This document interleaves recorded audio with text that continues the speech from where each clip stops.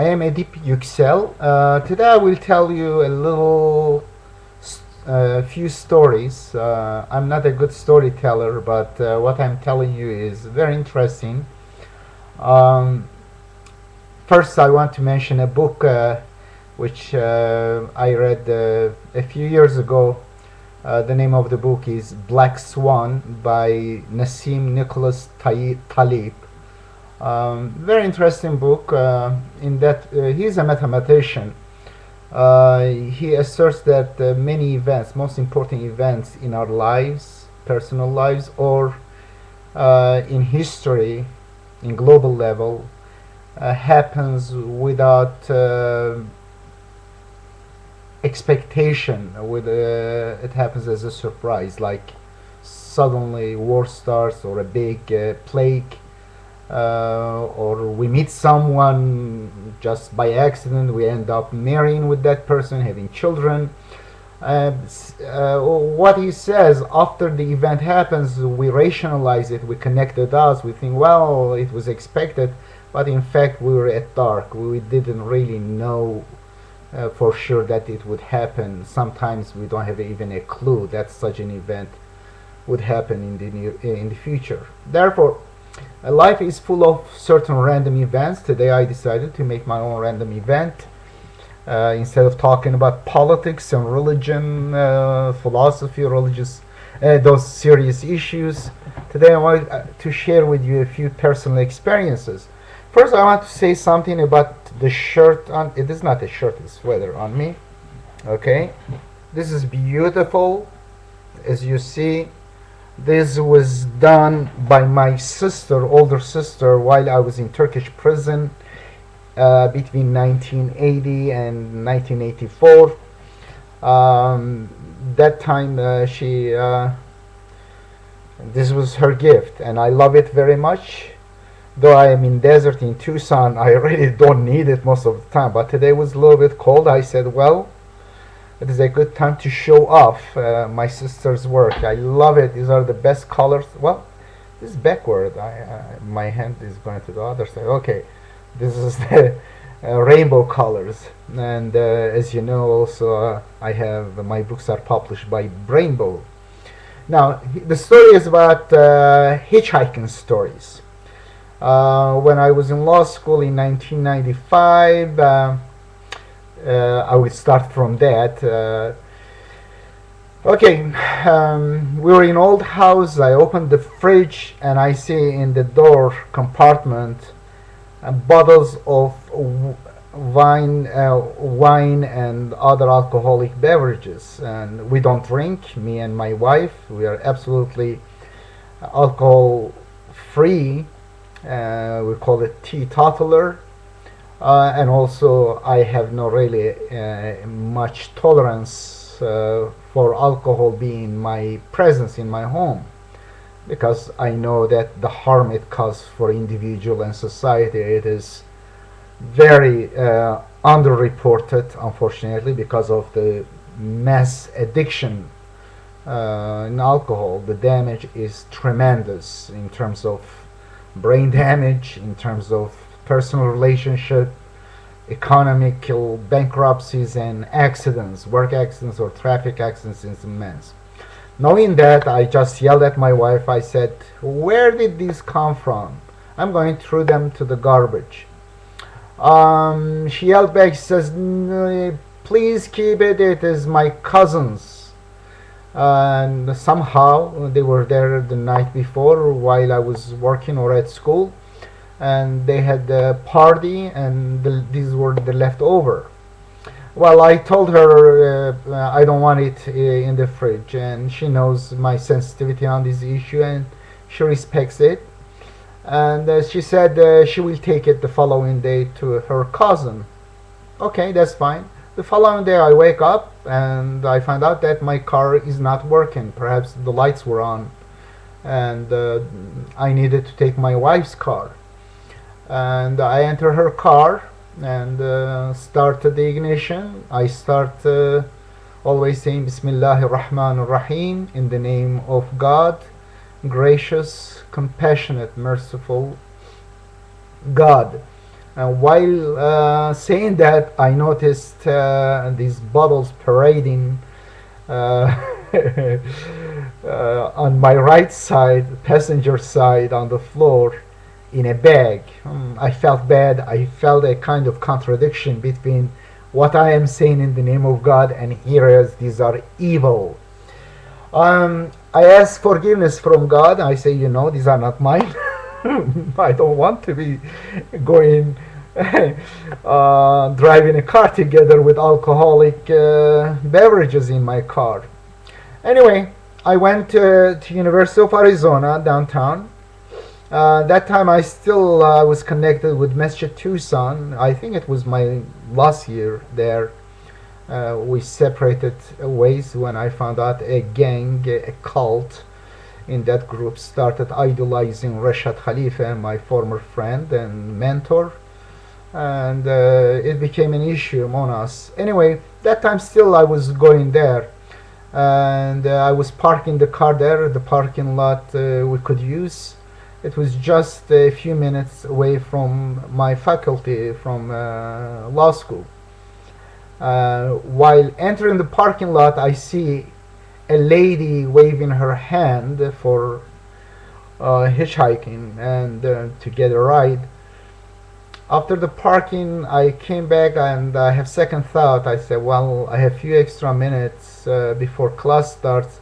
Let me offer her a ride. I said, if you are nearby here, within few miles, I can give you a ride. Well, she says, just few blocks down there. Okay. This was Euclid and 6th Avenue, just on the corner of the Euclid and 6th Avenue.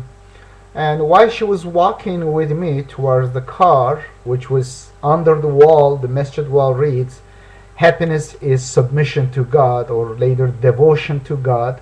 Happiness is devotion to God, submission to God. And I was feeling again bad. Here it is under the mosque, under the masjid's wall, and God's name is written there. I am parking this car with alcoholic beverages in it. I had that kind of feelings, negative feelings about the issue. While walking to the car, I noticed that she stinks. She was perfectly drunk. By the way, I don't know even where to look. I need to look maybe a few inches up over the thing, which is a little bit confusing. I want to see myself while talking. My eyes always seems closed. Therefore, I don't know. Yeah, I'm not using our camcorder for this. Seems kind of too much hassle. I'm using my computers. Well, I had given her promise. She's drunk, but I have to keep my promise even to a drunk person. I usually is a bad word. Almost always it is a bad word. Always want to follow the Immanuel Kant's categorical imperative, which says a rule is moral rule if you can universalize it. If everyone can do it, it becomes useful, and you will not be derogating from any of these rules. Means you will not choose and pick the times that you follow the rule. Means the principle will be above you, not under you. You will become the judge and make basically exceptions for your own selfish benefits. I love that rule, though sometimes I know certain circumstances may force you to derogate from that rule for better benefit when there is a collusion, when a kind of dilemma, both of them are ethical, moral duties. That time sometimes you have to choose one over the another. Well, I get my promise, and she entered the car. I am on the street. While going, here it is, I see this woman drunk, young woman. I wanted to give her a few advice. I asked her, why you are in this young age? You are messing up your body, your brain, and you are drinking. Well, she just with her hand pointed to the alcoholic beverages over there. I have to look at my picture here, unfortunately. Well, I felt very embarrassed, even against this drunk woman. And I felt kind of I need to defend myself as if she's a prosecutor. I said, these are my wife's cousins' drink. It's not mine. I don't drink. We came by her apartment complex and I stopped by the street. She got out, but the moment she got out, she grabbed the bag and she ran away to the other side of the street. And I see her holding the bag, walking towards the apartment with the with these alcoholic beverages in the bag. For a moment, I just in my mind, my wife came in front of my eyes. I have to tell her the truth, the report, and well, she might ask what happened to those bottles. Well, I have to tell her the story. I cannot lie, and I don't. And therefore, I may fall into trouble, unnecessary trouble. I jumped out from the car. I ran after her, and then I grabbed one end of this bag and start pulling. I say, "Give me! These are not mine. These are my wife's cousins and stuff." She says, "Please let me have it. I have friends over there in the apartment. We'll have fun. We'll have party."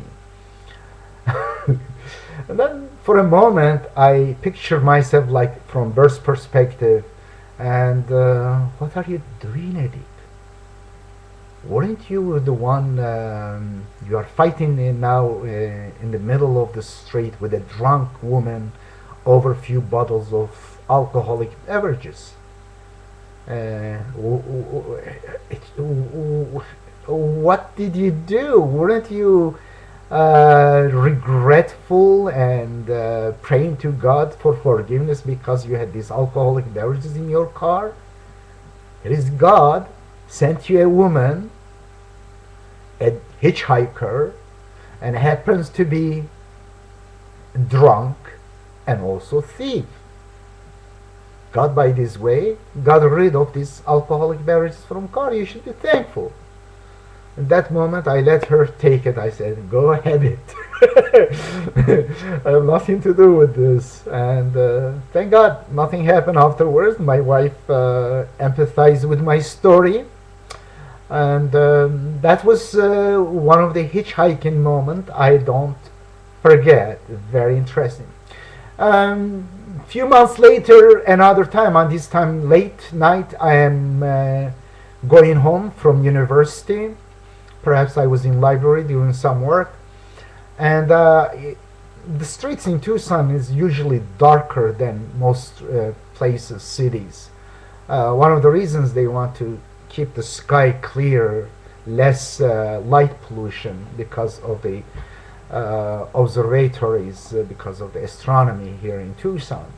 Therefore, I saw on the dark silhouette while going on Speedway. The name is Speedway, don't be deceived, it's really slow. The speed limit is only 35 miles per hour, while in other places it's about 45 miles. And I was going and I see someone asking for hitchhike. I didn't know who is this person, just a dark silhouette. I stopped and that person came to the car and found out she's a woman. She entered the car, start talking something while I'm driving. I say I was going a certain direction. I didn't ask her yet because I thought that 1 or 2 miles I could go before asking her her address, or she would stop me and tell me. And she started talking. I had no idea what she's talking about. Then dawned on me, I just realized that she is a prostitute. Uh-oh. And then she started, I told her, I said, I am a married, happily married person, and I don't do this kind of things. And then she started complaining and accusing me of taking her business, depriving her from her business. And I felt guilty now. I'm giving her a ride. Now I am in a guilty position. I said, well, let me take you back. Give up, she said, and drop me at my home. Anyway, I dropped her at her home. This is second. The first one was drunk. The second one was the prostitute. A third one was when I was going. These are happening pretty kind of all of them perhaps in 1 year. I was taking I-10 from home to a hotel nearby airport. There was a conference. It was a very hot summer day, afternoon, perhaps about 110 degrees Fahrenheit, between 100 and 110. While entering the highway, on the side I see someone with one or two bags waving hands. And after passing her, I was accelerating. Well, my conscience told me to stop. This is a very hot time. He could dehydrate and get into trouble. And he ran and came with these two bags, sweating and very hot. Entered the car and I start going down south. Then I asked him, I'm curious, a very curious person. I said, where are you coming from? He says, well, I went to Las Vegas. I had about $1,000. I lost all my money. He doesn't have even money for the bus. Okay, now he's a gambler. He lost. And he wanted to go to El Paso. That time I had no idea where is El Paso. I was living in Tucson for 5-6 years. I said, okay, let me take you to El Paso. And then later, I a little bit queried, where is it? Should I turn right or left, get out? I don't want to go far away from the airport. Well, he says, in Texas. Oh my gosh, El Paso is about 500 miles away. I said, I'm sorry, I cannot take you to El Paso. I have family here, I have work here. It will be 1 or 2 days for me. I had to drop him. And this was a gambler, the third episode. And then the fourth one, I was in perhaps last year of my law school. I was doing an internship at Pima County Jail as a pretrial services. I would interview the the suspects, the one they were arrested by police. They would come there. I would check their background and also interview them, a brief interview about 20-30 minutes, and find out about their whether they are violent or not, whether they have community connection, whether there is flight risk, and then I would recommend the judge accordingly. After one of these internship work there, I was out in the park, going towards the parking lot, towards my car, and then I see a woman and a child waiting on the side, close to my car, and I just wonder, I want to help. And I said, where do you want to go? Nearby? Well, I found out that it is not very off my way, therefore I said, okay, come with me, I will give you a ride. Well, they entered the car. I found out they became 3 people. A huge guy. They were all black. A huge guy joined them. He was not in the picture when I offered her. Perhaps I wouldn't offer when I had, if I had seen that guy. And well, it was fait accompli. I was giving them a ride, and this guy who is in the back, like a football player, giving me instruction in such a authoritative way, and like a Turkish general giving instruction to his petty messenger, and telling me to get there with a very kind of harsh tone. Well, I followed, but he wanted to stop by somewhere to at his friend's apartment complex to get something from his friend. At that time, a little bit I worried. I said, okay, but I cannot also reject it. I am kind of like man. You cannot afraid of such a person.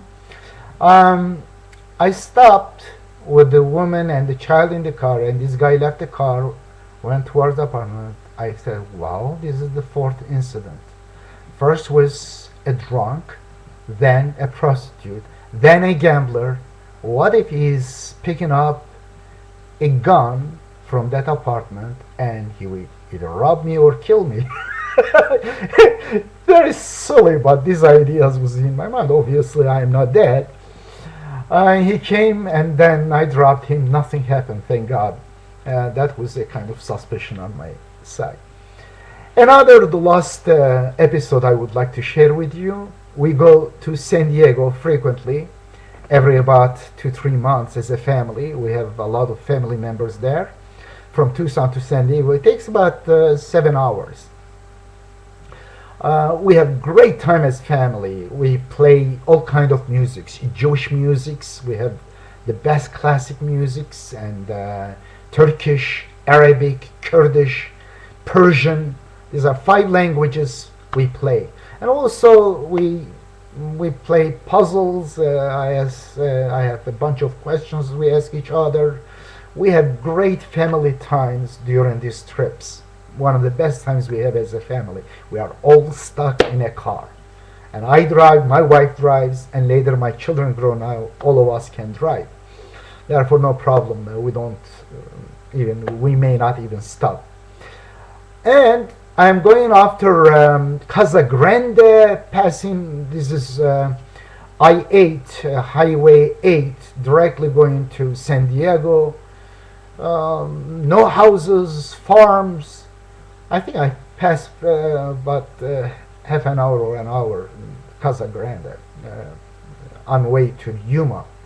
And here is, I see a guy is walking alone in the middle of nowhere. And I felt bad, and this guy could be in trouble. No one perhaps give ride. People are scared of giving rides, unfortunately, because they watch one silly movie or stupid movie, or maybe real life movie, and a hitchhiker kills the one person who gives ride, and then everyone is scared. Now I may have chance 1 out of a million. They do not even take that much risk, and I have really problem with that. We take greater risks by just entering the traffic. We need to be human. We need to be caring about each other. We need to take some risk even to take care about each other. Therefore, I wanted to slow down and stop. Well, my wife is just almost opposite of me. She's very kind of conservative, status quo, risk, avoiding risks. I'm just risk taker. If there is trouble, I'm in the middle of there, trying to kind of stop the trouble. Well, she, from the back of the car, she was just sitting behind me. She grabbed my head and hair. She starts shaking it, pulling back forward. Are you crazy? You will have us killed. I almost lost the control of the car. Who is crazy? I want to help a poor guy, and she perhaps her mind goes to one of the movies she had watched last year, and then she is in panic mode, pulling my hair and head. My head is touching the back. Still, we remember this event. My kids imitate her and say, "Are you crazy?" Anyway, this is the episode, and I hope you enjoyed. I'm not a good storyteller, but I found very interesting these experiences. Thank you.